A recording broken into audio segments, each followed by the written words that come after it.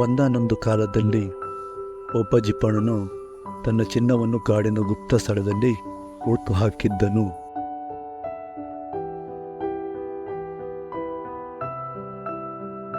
ಪ್ರತಿದಿನ ಅವನು ಆ ಸ್ಥಳಕ್ಕೆ ಹೋಗಿ ಎಲ್ಲ ಚಿನ್ನವೂ ಅಲ್ಲಿಯೇ ಇದೆಯೇ ಎಂದು ಖಚಿತಪಡಿಸಿಕೊಳ್ಳಲು ಅದನ್ನು ಎಣಿಸಿ ನೋಡುತ್ತಿದ್ದ.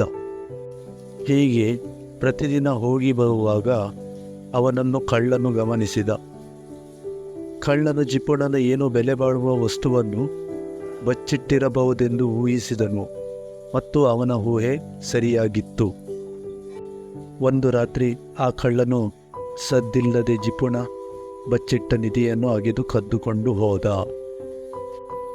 ಮರುದಿನ ಜಿಪ್ಪಣನಿಗೆ ತಾನು ಬಚ್ಚಿಟ್ಟ ಚಿನ್ನವನ್ನು ಯಾರೂ ದರೋಡೆ ಮಾಡಿರುವ ವಿಷಯ ತಿಳಿದು ದುಃಖ ಮತ್ತು ಹತಾಶೆಯಿಂದ ತಲೆಯ ಮೇಲೆ ಕೈಯಿಟ್ಟು ಜೋರಾಗಿ ಅಳತೊಡಗಿದನು.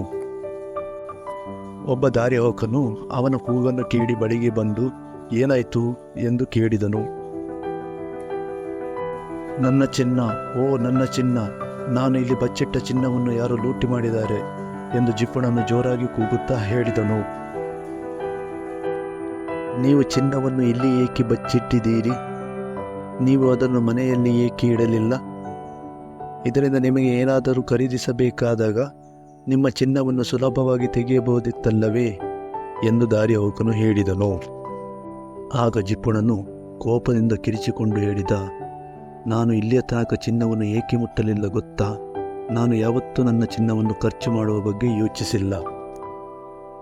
ದಾರಿಹೋಕನು ಒಂದು ದೊಡ್ಡ ಕಲ್ಲನ್ನು ಎತ್ತಿಕೊಂಡು ಜಿಪ್ಪಣ ಚಿನ್ನ ಬಚ್ಚಿಟ್ಟ ಗುಂಡಿಗೆ ಎಸೆದನು ಮತ್ತು ಹೇಳಿದನು, ಹಾಗಿದ್ದಲ್ಲಿ ಆ ಕಲ್ಲನ್ನು ಮಣ್ಣಿನಿಂದ ಮುಚ್ಚಿಬಿಡಿ, ಏಕೆಂದರೆ ಅದು ನೀವು ಕಳೆದುಕೊಂಡ ಚಿನ್ನದಷ್ಟೇ ಮೌಲ್ಯಯುತವಾಗಿದೆ ಎಂದು ಹೇಳಿ ಹೋದನು.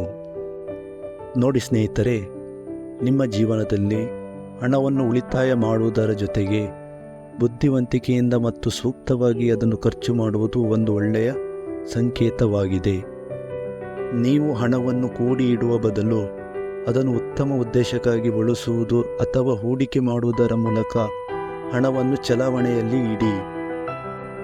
ಯಾಕೆಂದರೆ ಕೂಡಿಟ್ಟ ಹಣದ ಮೌಲ್ಯಕ್ಕಿಂತ ಚಲಾವಣೆಯಲ್ಲಿ ಇಟ್ಟ ಹಣದ ಮೌಲ್ಯ ಅಧಿಕವಾಗಿರುತ್ತದೆ.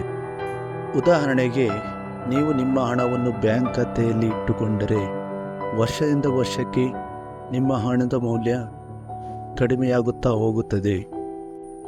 ಆದ್ದರಿಂದ ನೀವು ಆರ್ಥಿಕತೆಯಲ್ಲಿ ಬುದ್ಧಿವಂತರಾಗಿರಿ.